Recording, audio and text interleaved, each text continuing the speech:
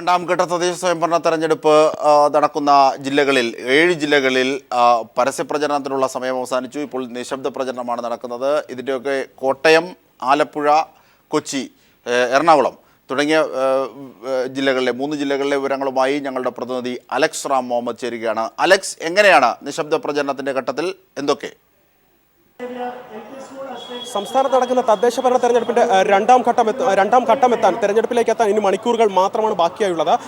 അത്തരം ഇലക്ഷൻ ബൂത്തുകളിലേക്ക് എത്തുന്നതിന് മുന്നോടിയായി ഇലക്ഷൻ സാമഗ്രികൾ വിതരണം ചെയ്യുന്ന കേന്ദ്രങ്ങളിലാണ് നമ്മളിപ്പോൾ ഉള്ളത്. ഇത് എറണാകുളം മഹാരാജാസ് കോളേജ് ഗ്രൗണ്ടാണ്. ഇവിടെ നിന്ന് വിതരണം ചെയ്യുന്നത് കൊച്ചിൻ കോർപ്പറേഷനിലെ വിവിധ 74 ഡിവിഷനുകളിലേക്കുള്ള വിവിധ വാർഡുകളിൽ സജ്ജീകരിച്ചിട്ടുള്ള അല്ലെങ്കിൽ ബൂത്തുകളിൽ സജ്ജീകരിച്ചിട്ടുള്ള പോളിംഗ് ബൂത്തുകളിലേക്കുള്ള പോളിംഗ് സാമഗ്രികളാണ് ഇവിടെ വിതരണം ചെയ്യുന്നത്. ഇപ്പോൾ ഉദ്യോഗസ്ഥർ പോളിംഗ് ഓഫീസർമാർ തങ്ങൾക്ക് അനുവദിച്ചിട്ടുള്ള പോളിംഗ് കിറ്റുകൾ ഏറ്റുവാങ്ങി അവർ അത് സോർട്ട് ചെയ്യുകയാണ്, അവർ അത് പരിശോധിക്കുകയാണ്. അവർ അത് പരിശോധിച്ചതിന് ശേഷം വോട്ടിംഗ് യന്ത്രങ്ങളും ബാലറ്റ് യൂണിറ്റുകളും കൺട്രോൾ യൂണിറ്റുകളും ഏറ്റുവാങ്ങും. അത് സ്ട്രോങ് റൂമിൽ ഇപ്പോൾ സൂക്ഷിച്ചിരിക്കുകയാണ്. സ്ഥാനാർത്ഥിയുടെ പേരും ചിഹ്നവും പതിപ്പിച്ച ശേഷമാണ് ബാലറ്റ് യൂണിറ്റുകൾ അല്ലെങ്കിൽ വോട്ടിംഗ് യന്ത്രങ്ങൾ സ്ട്രോങ് റൂമിൽ സൂക്ഷിച്ചിരിക്കുന്നത്. അതുകൂടി ഏറ്റുവാങ്ങിയ ശേഷമായിരിക്കും ഇവർക്ക് അനുവദിച്ചിട്ടുള്ള വാഹനങ്ങളിൽ ഇവർക്ക് അനുവദിച്ചിട്ടുള്ള സുരക്ഷാ ജീവനക്കാർക്കൊപ്പം ഇവർ തങ്ങൾക്ക് അനുവദിച്ചിട്ടുള്ള പോളിംഗ് ബൂത്തുകളിലേക്ക് എത്തുക. ഏതാണ്ട് ജില്ലയിലുടനീളം 16,000 ജീവനക്കാരാണ്